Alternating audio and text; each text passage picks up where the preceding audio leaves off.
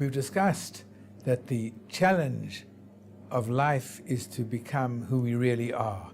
This way we connect up with Hashem. The Ani connects.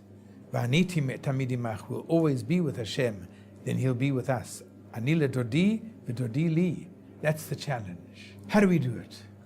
So we discussed that teshuvah is the prime vehicle to achieving this, unpeeling undesirable layers of our neshama. That's one way. There's another additional way, very interconnected, and that is Torah. Hashem gave us the gift of Torah. Torat emet natan lanu. Torah is emet. Torah is truth. Titein emet li Yaakov. Yaakov, Hashem gives emet to Yaakov. This verse is talking about Torah. Torat emet. We say in our prayers, Habotchim be'emet, v'tein sachar tov l'chol habotchim be'emet. Those who have faith be'emet in Hashem. Emet is the key word. Emet is what we have to pursue. It says, Chotamo shel HaKadosh Baruch Hu. The seal of Hashem is emet. If we want to connect with Hashem, to bring happiness and fulfillment and joy and success into our lives, since Hashem is emet, in order to connect, we have to be emet. We have to unpeel our souls. We do it by teshuvah. We do it by Torah. The study of Torah, delving in Torah, has this mystical characteristic that it just brings us closer to emet, because it's a real pursuit. It's a real pursuit of God's Torah. It's a real pursuit of emet. This brings a person close to emet. I'll share with you an amazing incident. In the Shulchan Aruch,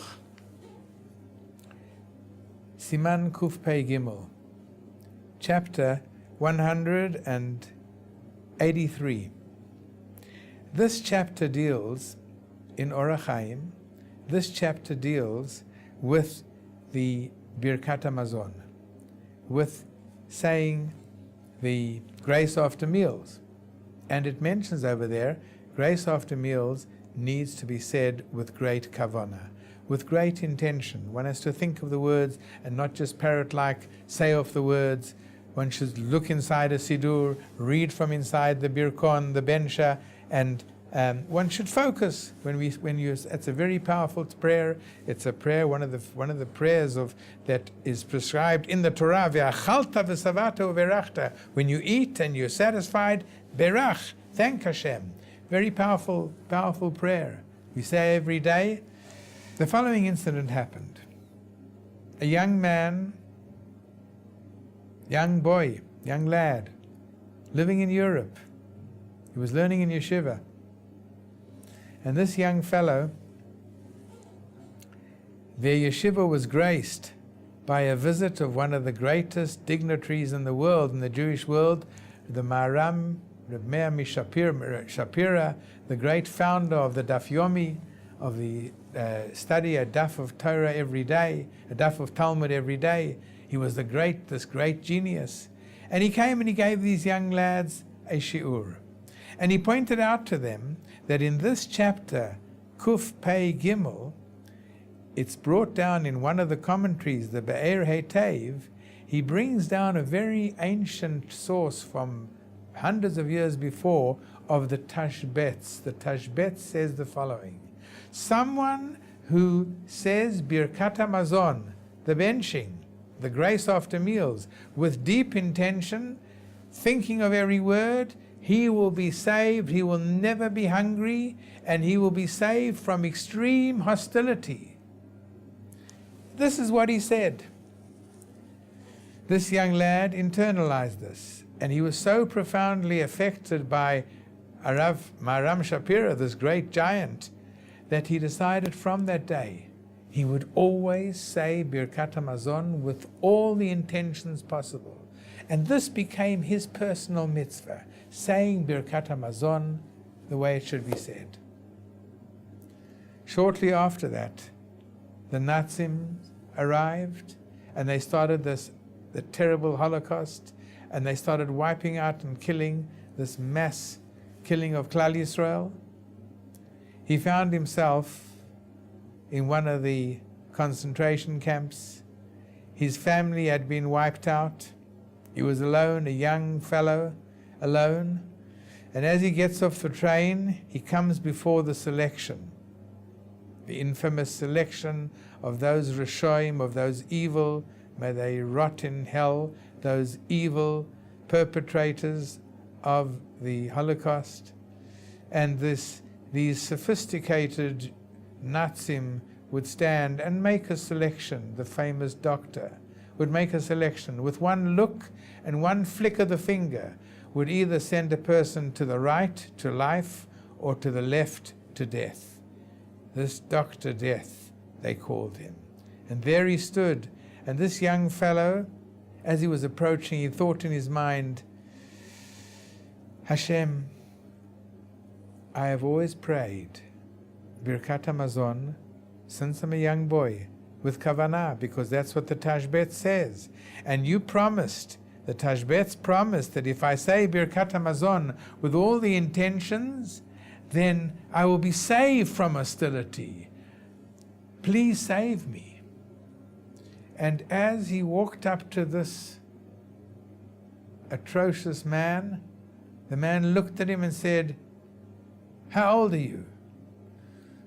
And he reared himself up and he said he was much older than he was. He said he was 18. All his fellow youngsters who were 14 were sent to the left. But he stood big and he said he was 18. He was sent to the right, in the meanwhile, to life. He then came before another selection. And in this selection, again, this cursed man was questioning them, do they have any value or any worth, or do we send them straight to the gas chambers? And again, every person had to say what was his profession.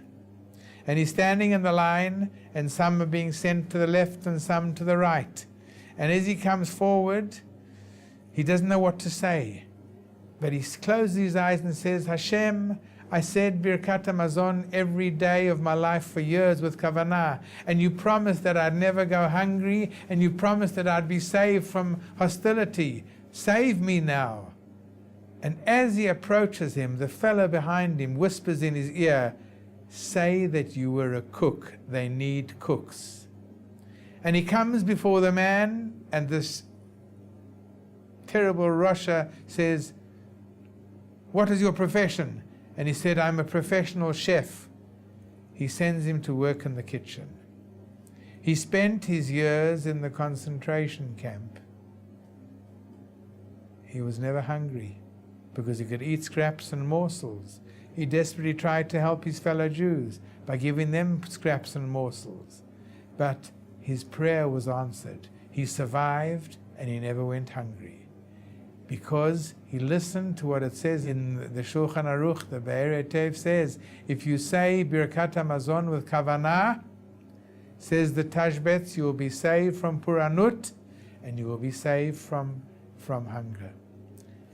We see that if a person follows the truth, if a person follows the prescribed prescription of Torah, that he, in a certain sense, is coming back to who he really is, to his source. He's connecting with Hashem. We can connect with Hashem when we say Birkat HaMazon b'kavanah. When we connect with Hashem, Va'ani tamid imach, I'm with you. If a person says every day, grace after meals, from a Siddur with a bit of kavanah, then he's connecting with Hashem every day. He's Ani tamid imach. Then Hashem says, Va'achazta b'yad yamini, I'll hold your right hand, I'll guide you through the perils of life.